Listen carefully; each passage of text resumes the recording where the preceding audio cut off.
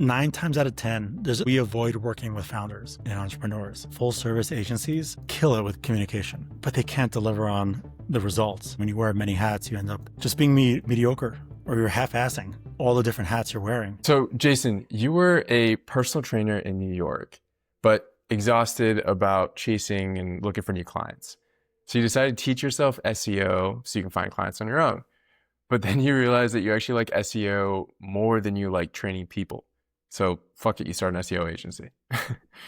10 years later, you have 20 clients, including Panera Bread, and you just won a US search award. And I think the craziest part about you guys is that you do contracts on a month-to-month basis, whereas most people do 6 months, 8 months, etc. But people stay with you 3 times as long as most agencies do, which is insane. So Jason, just to start us off, can you go back to that moment when your SEO agency started to really take off and like you're like, shoot, like I need to hire, I need to bring in systems, I need to like bring in tech. Like what was that moment? Well, that moment came when I was a freelancer. And then before you know it, when you're going through those moments, you realize you become an agency when you start delegating. I think the first one for me was a client actually told me as they were doing an exit interview with me that they felt I didn't align with their vision and I wasn't focused enough and I really wasn't listening to them. And that clicked because I was doing a million different things. I was doing all aspects of the client service. I was doing sales and marketing.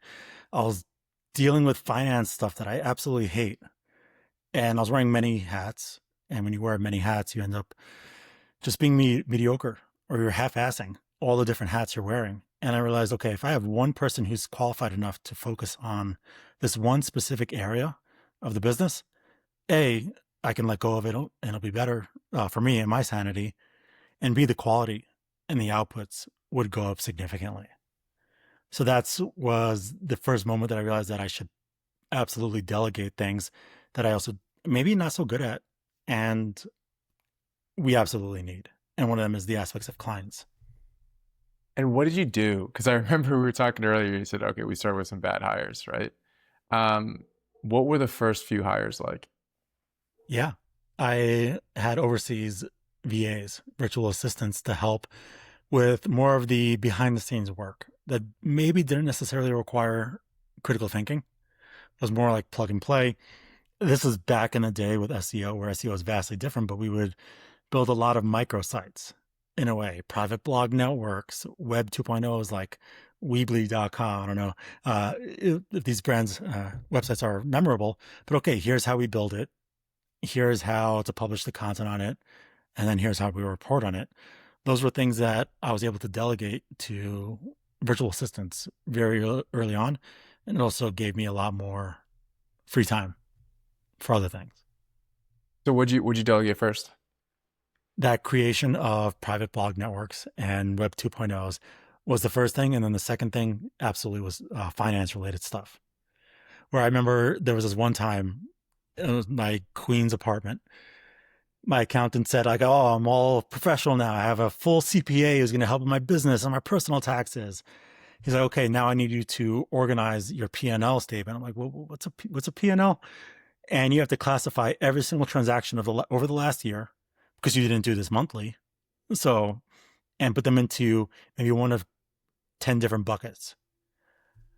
I printed everything out and I'm sitting there just trying to like write and figure out. And then also like PayPal, like what is this PayPal transaction? I got to go back and to paypal.com and try to find what it was for. And I brought on a bookkeeping service, very cheap, affordable bookkeeping service, to just make sure I never have to do that again. And so that was like your second delegation moment where you were like, hey, my time is better spent figuring out SEO for clients than it is figuring out how to do PayPal. Okay, so you do kind of like, you start with the execution type stuff and then you move to back office finance. Was it scary sending your financials abroad? Not as much as you might think. Yeah, I think the hardest part was bringing the finances actually in-house. Because I mean, like somebody's not going to judge me if they're like, I don't really know them, they're a service.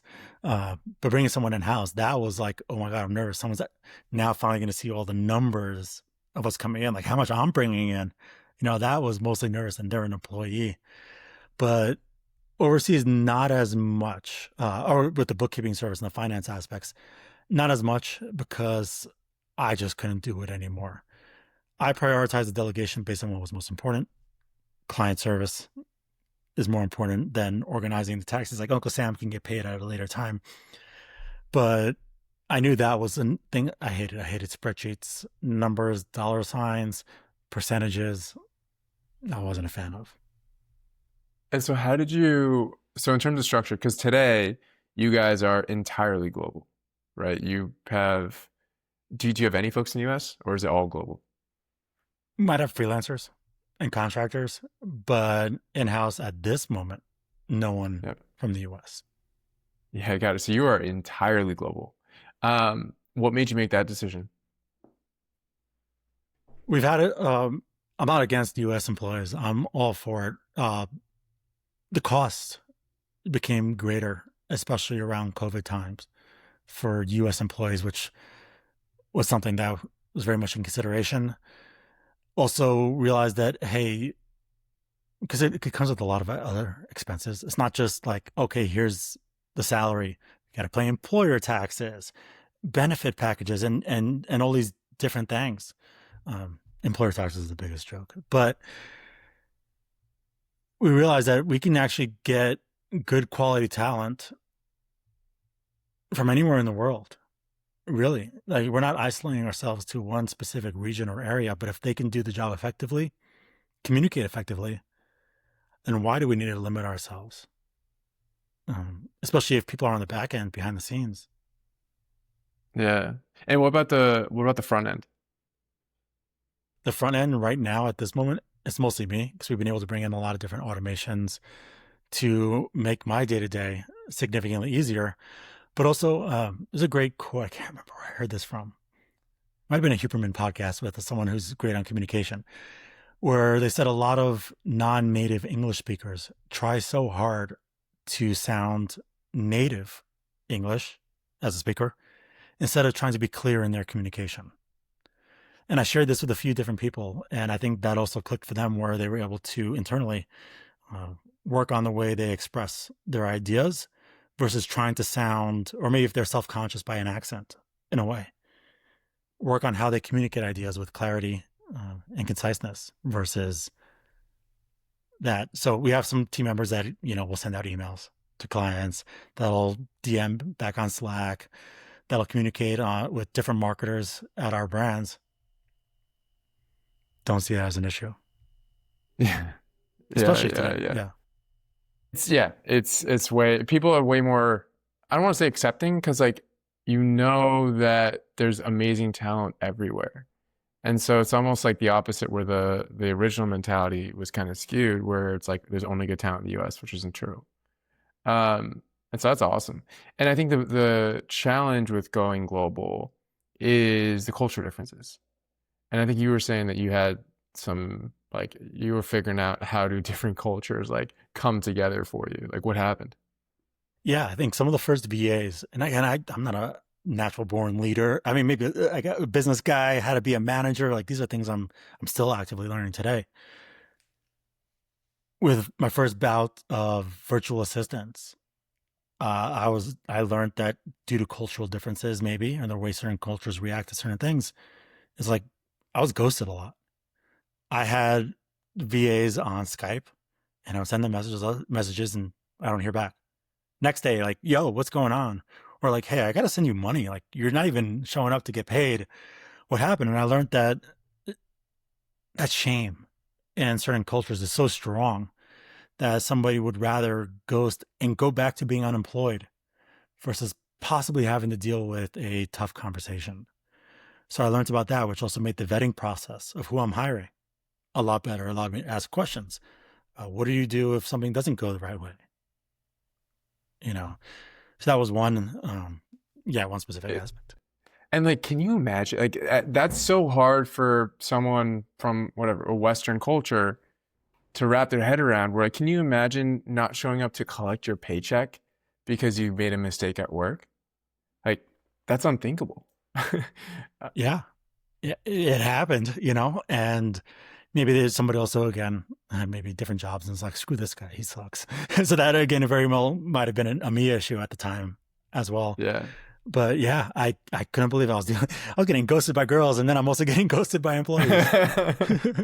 That's funny. And so what did you do? Because I imagine if you're referring to that, that's probably Philippines or like broader Eastern culture. Was it just Philippines or was it other countries as well? A lot of Southeast Asia. Southeast Asia as a whole. Um, and so what did you do? Was it filtering through the interviews? Was it onboarding? Like how'd you kind of like, because that's a cultural thing. You want to like kind of train them on how to work at the culture of your company. And so was it an onboarding thing? Was it an interview thing? What'd you do? I think an interview thing in which I started getting more precise in how I was vetting. So I had, watched some videos and I took some training, read some blogs about how to hire a VA and why you should. But, they never talked about core value fit as well. Yeah, interesting. I'm a New Yorker, so I like to be as transparent as possible. Like, keep me down emotionally, and I'll maybe politely do the same as well. Yeah. I I wanted to make sure, like, hey, how do you deal with conflict? How do you deal with things that don't go as expected? How do you Hmm. deal when you receive feedback? Maybe not those questions as directly, but kind of trying to solve those answers and get an idea on personality type where there very much still is. And it's not solely a cultural difference because there are some people that are from those cultures that are absolute A players and that absolutely kick ass. So I don't know. So understand, I think the cultural might have helped a little bit to the why I was Yeah, getting interesting. ghosted, but also learning how to properly vet in core value fit by asking the right questions. And now you can even ask like AI to help you like, hey, these are my core values. How can I ask somebody about these core values? And did you sit down and figure out like your own core values? Yeah, I spent a lot of time, and those have evolved over time, and I still think they're ever evolving. In which my first set of core values were so off. They were like rules to live by. Like I hate people who aren't resourceful. So resourcefulness became a value. I hate Yeah. sloppy work. So meticulousness became a core value. I hate being ghosted. So accessibility became a core value. And those aren't core values. Those are like rules for the company, you know? Interesting. Yeah. So what's the difference for you for a rule for the company versus a core value? Like what's the difference? Yeah. I mean, right now, Mila, our VP of agency operations, helped create our more recent version of core values, which is seeing opportunities instead of problems. People who might be 3 steps ahead. And okay, so we have an issue. Let's talk about it in a bigger meeting, but I also have the solution to it. So we can talk about the issue, but by the way, I already figured it out. So check me out. Challenge with care. We all like to practice radical candor, radical transparency. Let's be open and just get right to it. If there's something that needs to be shared, but also being professional and having empathy for somebody. Um, yeah, that's kind of how we shifted them to be a bit more of like people who match personality types, doers, Hmm. people who, yeah, sorry. And so is so it's like challenge with care as a value versus resourcefulness as a rule, right? I'm trying to think what's the difference between the rules you had and the values you have today. Like the ones that it seems like the values you have today are almost like traits and like biases towards an action versus the rule is more instructional.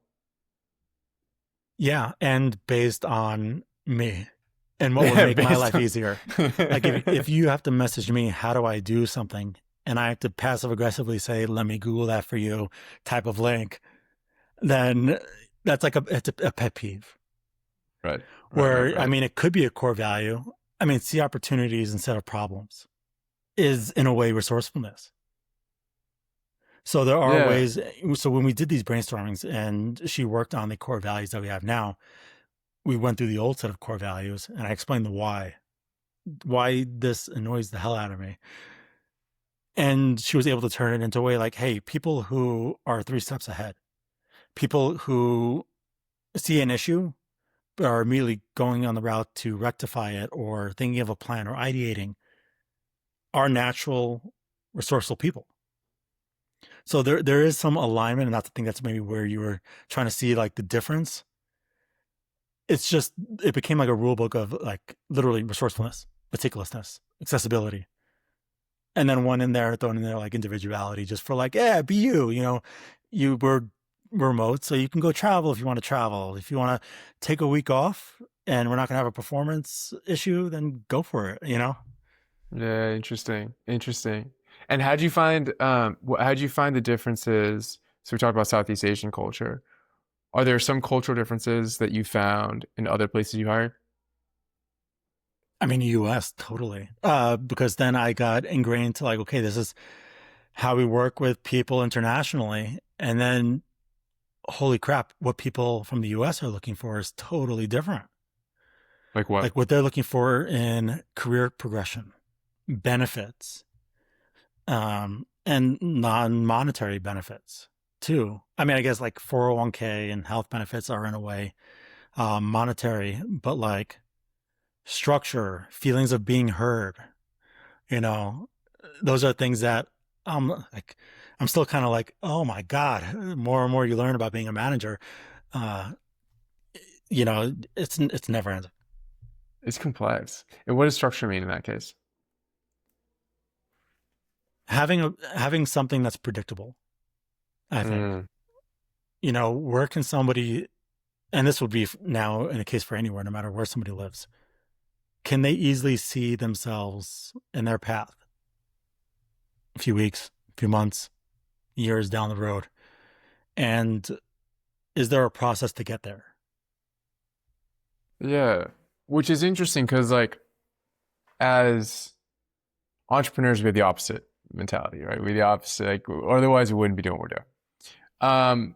But we want predictability in our hires and employees, even though the world's changing for us, because like we put a block in place, like we want that block to stay in place, so we go grab another block, right?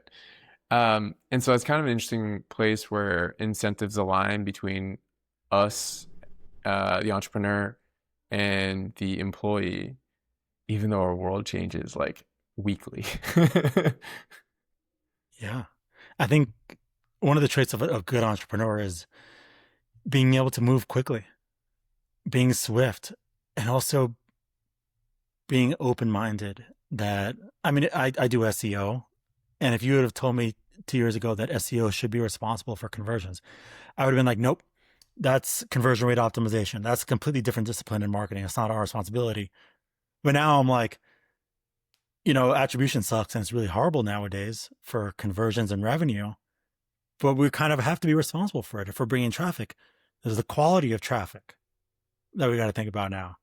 So I think, Yeah, again, being able to adapt and evolve, being able to be convinced that maybe, you know, the hills you would die on are not really hills that you're going to die on. interesting. Yeah, that's true. That's true. And so what about like so you've changed your interview process, you've learned a ton about like how you hire globally, etc. Um, what got you there? Like what were some of the bad hire stories and like how did that change your approach to hiring? Yeah, I think we hired people that were good at certain things and maybe not as good at other things. We hired maybe good SEO specialists that weren't very good at communication or soft skills, especially if they were client facing. We've hired account managers to manage relationships with clients that internally just unorganized, you know. So Mm, there's probably a lack of clarity in that I didn't know what we wanted and what we needed, which made the whole process harder. I had the mindset of, oh, okay, I need someone to do this task, and this task. And yeah, I looked for just those without thinking of the other, again, the core value fit, the other sister accountabilities that might be associated with their day-to-day role. And then yeah, also kind of that, you know, like the core values, the A player mentality, if you want to go that corny route, um, or some of the missteps. And it led to me learning a lot of lessons as a manager, especially when it comes to hearing people out, trying to rectify situations that were headed down a bad path. Uh, Also, not firing quickly enough. They have the motto is hire fast, fire faster. But I was in Uh, fear of things breaking. Like if we got rid of this person, then who's gonna do it? Me? I'm gonna kick on against something I let go of. So um, do you have a guideline for that? Like how fast you fire now? I think it's still something that I want to work on. I think in the next hire, I definitely want to live by the traditional rule of like, this is going to be the structured 90-day mark. And if we find that maybe after 90 days, I mean, we may not be a good fit for you, you know, as you learn more about the company, and that's totally fair too. But like, hey, let's decide at the 90-day mark, are we going to grow together? Or is it best that, maybe I can refer you to somebody who you might be a better Yeah, fit for, or like you absolutely sucked. I can't stand you. I never had cases like that, but you're going to hopefully follow the 90-day mark more precisely. interesting. Yeah, we have 30, 60, 90-day plans.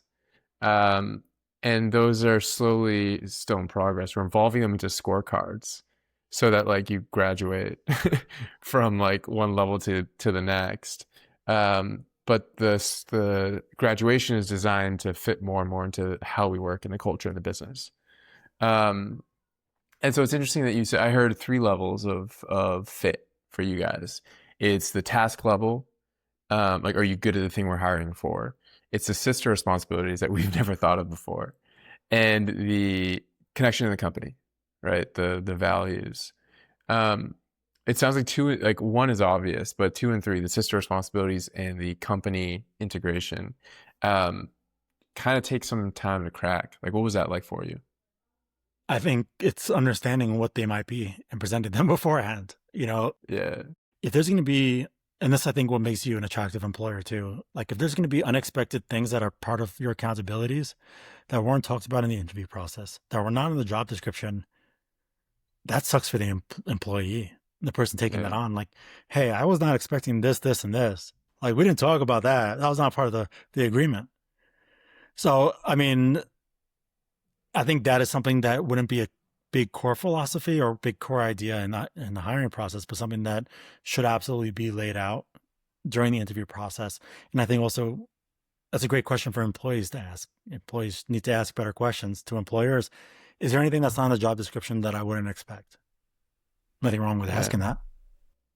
yeah. It's a great question because like when we have, so as an agency, we have clients. One of the things that we try to fight against is scope creep, right? Like you're like, I set this strict set of rules, and that just the responsibilities to the client expand if you don't keep them that way. It probably applies the same way to role creep or whatever you want to call it, where like you're like, hey, these are the tasks that you're going to do as an account manager, right? But then by the end of the year, it's like the list is twice as long. Um, and so what do you guys do to, it sounds like maybe defend against role creep is a weird term, but like, how do you figure out what the sister responsibilities are before you hire? I think being the person doing that role, like if you're wearing many hats, then start marking down the day to day, what you're doing. You have this task in your project management tool. What should be in that SOP that's not there? What should be associated? What, again, if I'm running a scrape of the entire internet, what is something that, you can say, yeah, being able to scrape the internet as part of your accountabilities. What are the other things that you wouldn't expect? Organizing it into a Google Sheet and then parsing data and extracting certain things, like it doesn't need to be a huge item, but the ability to do X, Y, and Z. Are you familiar with the book by Gino Wickman, Traction, or the Yeah, EOS model? yeah, yeah. So he follows in We're their on it too. scorecard. Yeah. The GWC model. Does the person get it? Do they want it? They have the capabilities to do it. When it comes down to the capabilities, which can be bandwidth and skills, thinking about the entire picture that's revolved around that entire execution item. Let's explain that for a sec for folks who may not be as familiar with it. You want to tell us a bit about like what EOS is in a nutshell, and then like tell me more about how you score people. Yeah, so we're not fully on the EOS system. With our agency mentor, we have like his own little take on it and his own variation of it. But EOS, right at the top, the entrepreneurial operating system, you have two roles at the top. Oftentimes, when you're first starting out, they're kind of one person, but there's a visionary and an integrator. Visionary is like the mad scientist that's always coming up with these crazy ideas, and the integrator puts yeah, the integrator puts them in check. Like yo, over here, focus. Yeah. This is what we're working on right now. Uh, so those two lead, and they're very distinctive roles. And most people want to be the visionary because it sounds awesome and creative, but it's also exhausting and dealing with a bunch of nonsense. While the integrator absolutely is a key function in helping the operations of the organization.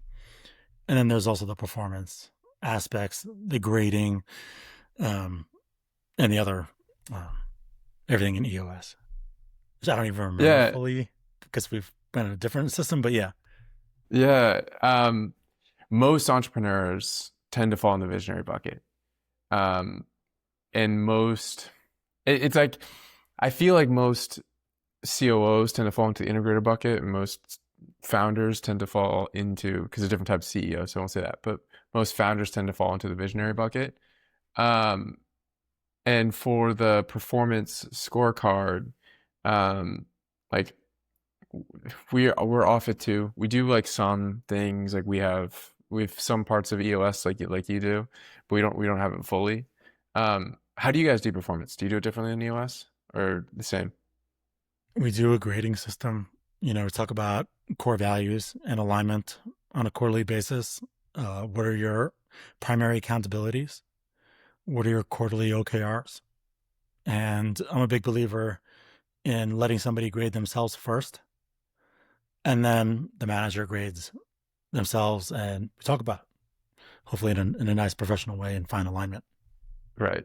And so you guys, I heard you say OKRs. So OKRs is like, feels like it's its own system, but not a full system. It's just like one part specifically. And so it sounds like you take some aspects from EOS, add in objectives and key results as a metric for what you're driving towards, and then you have some custom build for your operating system that's from a mentor. Am I missing anything, or is that the main kind of buckets? No, you nailed it. In EOS, they'll call it Project Rocks. Like, what are the things that we're going to tackle this quarter? We just, call it OKRs. But yeah, it's the same thing. Like, hey, this is what I'm going to be accountable and responsible for during this given quarter. This is my special project. I completed it, half-assed it, or I didn't even touch it. Yeah. We don't use those words, by the way, but yeah. Half-assed it, didn't touch it. Yeah, got it. Technical terms. But then you guys also have a 2-leader structure that's unique. Tell me a bit about that. Yeah, so me as the SEO director, founder, we've been able to take the EOS method, and with our agency mentor, he has his own method, which identifies 7 core areas of the business. I actually have it handy. I can pull it up. Yeah, in which somebody has to be responsible for each of them. And one person, there might be intersections where other people help with other areas, but there's one core individual contributor. There's True North strategy, which is the vision for the entire company, exceptional execution, kind of the operations of what we do and how we do it, the world-class offering, the service we deliver in the agency world, systematic sales process. Is our sales process predictable, repeatable, and winning at a high rate? Active lead generation, are you bringing in leads to the business? Empowered work experience, culture, employee satisfaction, growth tracks, and growth projections, and salary bands, promotions, titles, and then cash and profit optimization, making sure the numbers look good. Got it. Okay. Tell me about offering. So we've got strategy, execution, the offers, sales process, lead gen, culture, and cash. What's offer in this case? Like, what is the person who owns offer? What do they have to do? Client experience and client results. I mean, that's the Well, two things. Uh, We call it internally Kickass service and Kickass communication. Because in our world, it's very interesting where with SEO, you have like full service agencies that offer every single marketing vertical and they kill it with communication. They're great talkers, they're great soft skills, but they can't deliver on the results. And often that communication can buy tons of time, like a year in time. And when the client's like, yo, we've been doing this for a year, like what's going on? But then you also on the other side have really great SEOs, like people who can deliver kick-ass results, but yeah. they can't explain what is going on to the client. And the client needs to report it to their CEO who doesn't know about algorithms and, heading tags, whatever, just on a simple level. Our goal is to bridge that. So that's what we consider our service is a good mix of kick-ass service and kick-ass communication. I talked to a SEO agency last week who their best results, their client with the best results, called them up one day and said, "Hey, we got to end the contract." He's like, "What the hell? Like, why? You're doing awesome." And he's like, "We're what? What do you mean we're doing awesome?" He's like, "I made you 16 times your money. Like, what are you talking about?" He's like, "You made me 16 times my money?" Like, they had no idea because the client experience you're talking about, like, no one told him that in a way he understood it. They just used all these technical terms. So that's awesome. Yeah, SEOs speak SEO. It's like they, Yeah. they preach to other people who might be just general marketers, like they're an SEO person. So I talk about like, hey, we fixed this canonical issue and you added no index to all these other pages. And that boosted, like, look at this graph, like, look how awesome it is. But also like CEOs care about what's like the real world impact. Like, what did it Yeah. do? I'm like, how much money did I make, dude? Really? Yeah. Yeah. Okay, cool. And so sales process, does that include revenue operations or like go-to-market engineering, rev ops, that kind of stuff? Or is it just from the time I hop in the sales call, what's the script look like? How do I close? Is a follow-up process included in that? Like, where does it start and end? Yeah, so it starts with kind of the active lead generation, which would be part of like the general marketing aspect. I mean, more broadly, this is sales and marketing activities. So the systematic sales process kicks in when you have a warmish lead, or a lead that you want to work with, that you reach back out to. And then from there, it kind of starts from first touch point, the amount of meetings you have, what you say and how you say it, how you make the person feel about the potential of working with you. Sometimes there's alignment, sometimes there isn't. And then all the way to the close, getting them to sign that master service agreement and getting them to hand over the credit card information. Interesting. Um, okay, cool. That's a good structure. And the other thing I think you guys are super unique on is your contracting. Um, tell us why you're so unique on that and how'd you decide that? So we don't have contracts. We have 30 days out from everybody. And there's been a few times where like second month in something happens and that's not good. So we spent a little bit more time on that qualification process early on. Like in the sales process, we will ask, so say it's 6 months from now, what would you look back on to determine that this partnership was an absolute success? And they'll say X, Y, Z. Okay, great. What is your timeline? All right, your expectation of timeline to achieve that results. If they say 2 months, then we should not take on this client. That would be a bad idea. So we have to earn our clients' business each and every month. And that's a value proposition. It's a market differentiator.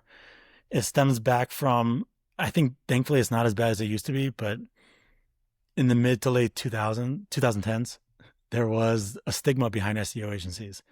They're black hatters, they're spammers, they're scammers. They'll take your money and not deliver anything.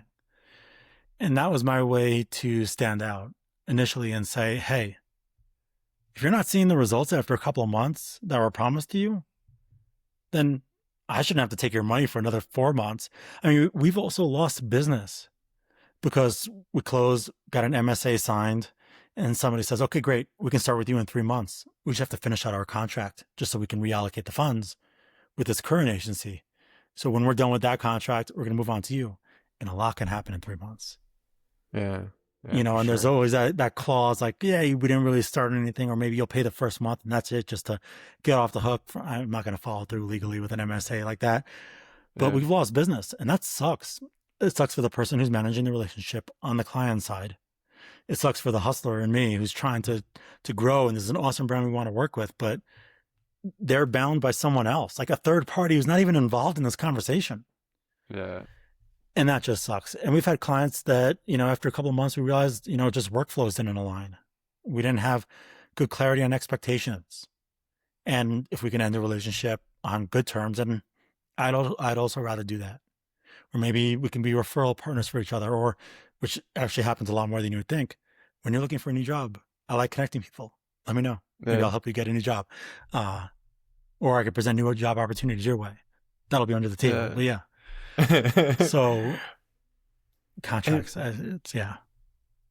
so what was interesting, you said you asked them, how long do you think it'll take to get the result? And they say 2 months, you go, see ya. Um, you don't try to Not teach right them. away. Yeah. Okay. Yeah. We spend, so since we don't do contracts, we spend so much time on expectation setting, Yes. cutting through the noise, what's possible with SEO, what isn't possible. We have a really cool graph that I could maybe I'll share with you separately if you want to like Yeah. Yeah. throw it Send on it a over. screen. Yeah. We call it the timeline of expectations, which shows, hey, once you start implementing the foundational SEO items, you're going to see a nice little boost. But the expectation is that boost will keep going up. When in reality, sometimes there might be a flat line, which we call the gap of disappointment. But if we follow the path, the roadmap, the timeline that we set out, and the last line item of this line graph is 6 to 8 months, the expectation is still going up a little bit, but the actual just zooms up right past it. And we created that because that's also in the data we see. Like we collaborate, we get the work done together. This is going to happen at this time frame. And once we're 2 to 3 months in, we can realign in expectations because maybe we're seeing new data coming in and how the website responds, maybe delays. So Tell us about that actually, because I'll speak for myself. In my agency, we struggle with that a little bit, with expectation setting. And the reason we struggle with that is we'll start by telling them how long the activity takes, how long it takes to get results, right? But then all these extra variables come in later on in the engagement. And by that, I mean, maybe the person we sold it to passes off to someone else and they don't have the expectations, right? Or maybe randomly other people get pulled in, they don't have the expectations. Or we do overseas hiring, we have a bunch of hires. We may get someone in, our usual process is 2 weeks, but we may get someone in a day, right? And then now their new expectations for all future hires are that one day, right? And so like, how do you manage ongoing expectations? Do you have something for that too? yeah, we have that visual, which we're always bringing back up because it's Yeah. so easy to understand. Like I'll show you the visual. You'll be like, that makes sense. Yeah. But also that, you know, we'd rather under promise and over deliver in a way. So we have that gap of disappointment period. Sometimes there is no flat line. Sometimes things keep going up, and we have the graphs to prove that. So when we tell a client, hey, we're at this mark where we're expecting this gap of disappointment, but you guys are kicking ass. Like we're still going up. Let's Yeah. continue following this path. We clearly see the framework is working. So let's continue to follow. And then another one is when it comes to like realigning on expectations. I feel like such an ass saying this. We 9 times out of 10, there are exceptions, but we avoid working with founders and entrepreneurs. Interesting. Some are very stubborn in their ways. Some are very know-it-alls. Some are very ego-driven. And this is not emotional. This is objective data that's guiding this marketing strategy. So when you have a founder that's saying, oh, I read that this thing is the case, but then we present data that shows the opposite. But oh no, this one blog I read or this one tweet, whatever it is, we found that it's really hard to manage expectations for founders because they come from a place of emotions. rather than data-driven logic. Which not all founders. We have some founders that we work with that are they get it, and there's such great synergy. And we'll talk about business, we'll talk about the relationship, and then we'll stop recording, and then him and I will shoot the shit about like, oh yeah, this entrepreneurial thing or this entrepreneurial thing, or when Yeah. I'm back in New York City, if they're there, we'll grab a beer. There are exceptions, but if we can help our points of contacts, which are in-house marketing teams, really, really educate them to take the jargon and the SEO stuff that we're sharing with them in a way that their executives can understand, then it's usually a win-win. So we're constantly also like part of like, it's not a line item in the service, but when you hire us, you're getting education on how to take this nonsense, annoying metrics and make it in a way that you can deliver in an executive summary to your boss. So you actually, that's fascinating because you work directly with in-house marketing teams and your goal is to make them look good, Nailed it. right? You're the hero of the company. I Interesting. And I mean, at the beginning I said your contracts, not contracts, but your engagements tend to last 3 times as long as the average SEO agency. Because I think you get, maybe your avatar is part of it. The other part is how good you are at expectation settings. But then also I think you get what they buy for, which is they need to look good. Not you need to look good, they need to look good. Yeah. They want promotion. They want career growth in their next job, which is again so fascinating because there is the unknown or the uncontrollable when that main point of contact leaves, like you said before. And then someone new comes in and they have to start the whole education process right from the beginning and win somebody over. But sometimes that main point of contact they killed it and they have a promotion at another company. Guess who's going with them? Yeah, And that happens yeah. all the time. And that's like how we've built relationships with people, like human to human, not like client service vendor, just a great relationship where it's a win-win. We want money and we want to work with your brand. And you also, again, are going into the new company. You want to look good, especially in your first 90 days. And even with that, like, I'll give you like, hey, these are 5 things that you can do today for free. I'll give them to like many points of contact. So you can just talk about things internally. And if we come in, awesome. If we don't, but at least you're still set up for success. I'm writing that down. We need to add that for us. That's awesome, man. That's awesome. Awesome. And It's the so hardest where can thing to people win find? over is the point of contact. Part of the sale, retention, it's the person you're speaking with on a day to day. And that's why, again, like, how can you incentivize them? Again, there's many other good SEO agencies, right? If we don't deliver, they can go with another SEO agency. But again, we're in it for them. So I asked them, what does your boss care about when it comes to the SEO Yeah. success? And so is that what I'm hearing is the hardest person to win over is your direct client. And the reason being, or the reason I understand is because if they turn around and tell anyone in their business, that's a referral, basically. That's like they have no incentive to do that. And so people believe them very easily. Whereas your direct client takes a lot of love and care to become your super fan. Yeah. Like I've maybe 5 people that I'm actively speaking with, even one for over a year now that hasn't, was a point of contact in an old company, hasn't brought us any business, but it will message me on LinkedIn and say, hey, I just went to bat for you and, talk about what we did in my last company. I'm like, that's awesome. That's awesome. And maybe again, there's an opportunity, but even if there isn't, Yeah. people are looking for that career growth. That stuff comes around. That stuff comes around for sure. That's awesome. And so, Jason, where can people find you? You can Google Break the Web. You can visit us at breaktheweb.agency.